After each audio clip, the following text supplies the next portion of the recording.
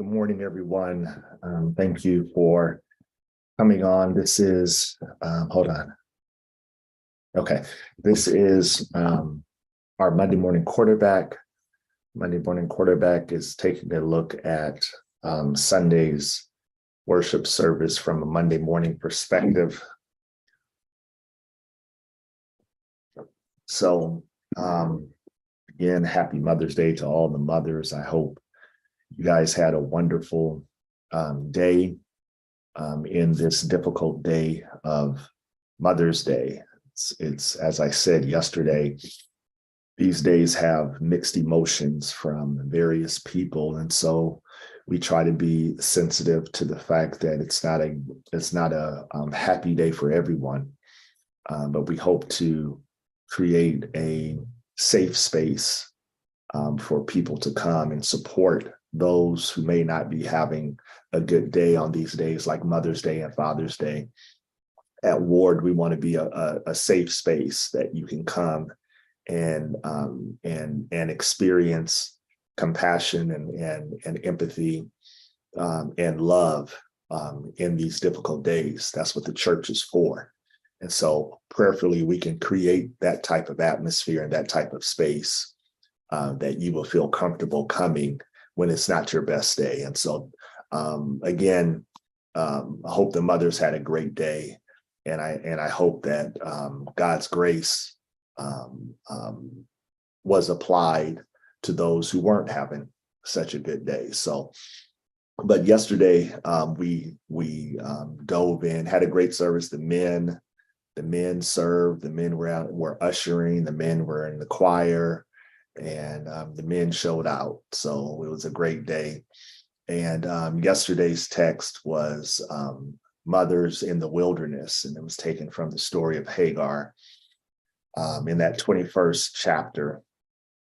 And it from 21st chapter, verses 14 through 21, when the tension between Sarah and Hagar and the children were too much. And Abraham gave Hagar a skin of water and bread, and pretty much took her to the door. And so the water ran out, the bread ran out, and Hagar put Ishmael under a bush and sat opposite him, and because she couldn't bear the fate, she was going to die, he was going to die. And so she wandered in the wilderness of Beersheba. I believe it was Beersheba. That's the wilderness that she wandered in. And so that's where I got the title, Mothers in the Wilderness. And I don't know, there was so much I could have gone deeper into. I wish I would have gone deeper into what it was to be in the wilderness. Wilderness experiences, raising children, this uncertainty, this unknown space on not knowing what to do, not knowing how long you'll be in this wandering place.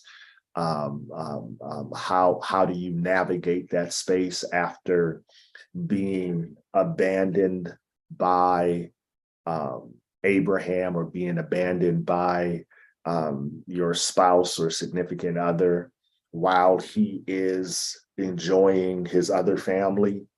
Abraham was enjoying his other family with Sarah and Isaac, and Ishmael and Hagar were left wandering in the wilderness. And I know that's a very delicate topic that many mothers feel, single mothers with little or no support from the father of their child. And even if sometimes the father is present, they may not be present emotionally, or may not be present in other areas that is needed to raise the child. And so the mother in this case was left to wander and wonder, how is she going to make it? And she had pretty much given up. That's how I interpret it, that she had pretty much given up in this context. And so the 3 points I raised were was that when mothers are in the wilderness, you can always lift your voice, because it says that um, Hagar lifted up her voice and wept. And then the next point was after she lifted her voice, she listened to God's voice because God had asked Hagar, don't be afraid, or what do you fear, or something like that. God had asked Hagar a question. So we have to learn how to listen to the voice of God. And then the third thing was to look. I mean, after the water had ran out, God said, look, and showed her a well that was there. And obviously she ran to the well and replenished the water that she had not had, and her child lived. But if I wanted to go a little deeper into this story, if I would say that the next point would be to remember, or don't forget, because this is not the first time Hagar was in the wilderness. This is not the first time Hagar was in the wilderness. If you go to Genesis chapter 16, and I'm just going to read it, just read a little bit of it. This is after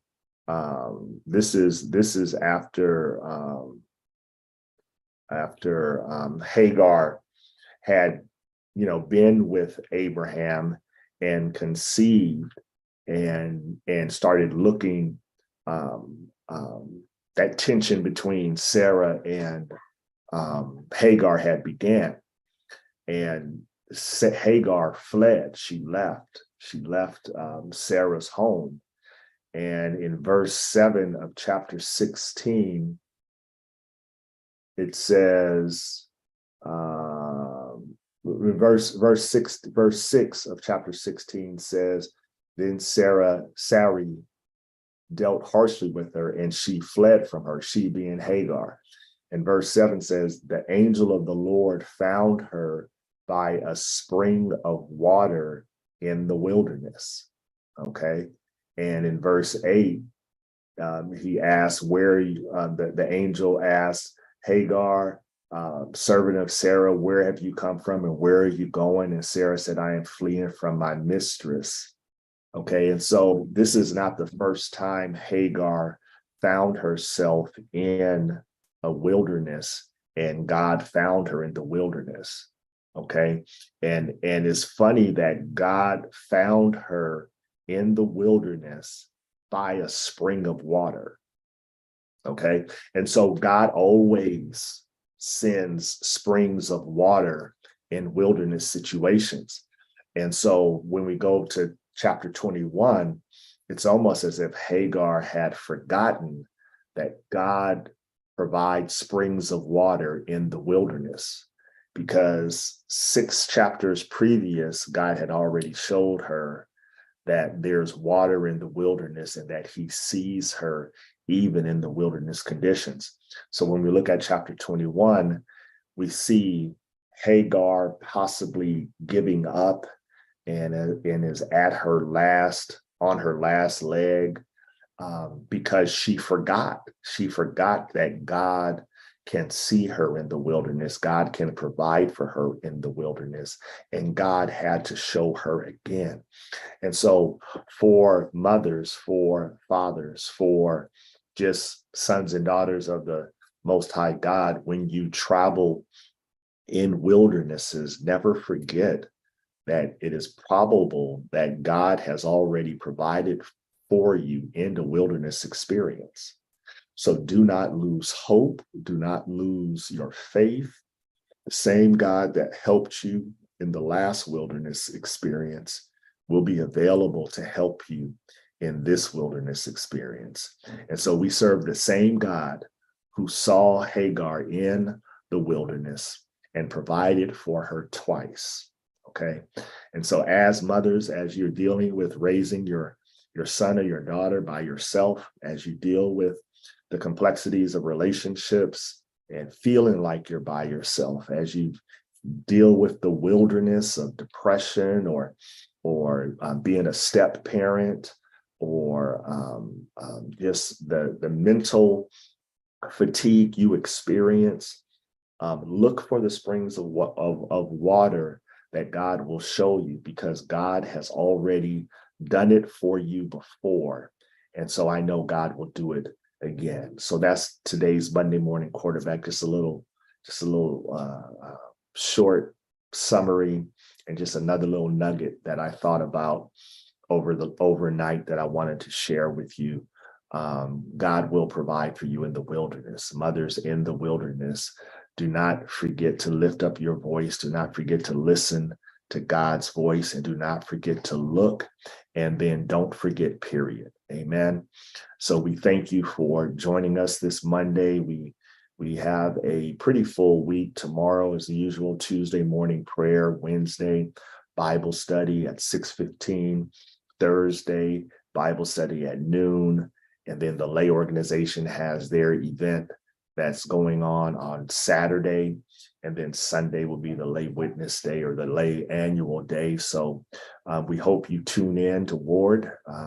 As Reverend Rochelle says, if you're watching this virtually, click like, click share, whether you're watching on YouTube or Facebook. That would help us out a lot. And I'm hoping that we will start continuing in this process that God is taking us on, as we dare to hope in what God is going to do with us at Ward. Amen. So hopefully we'll see you tomorrow morning at 6:15 on Zoom, Facebook, and YouTube. And we'll continue to remind you of the events that will take place during the week. All right. God bless you. Hope you have a wonderful day.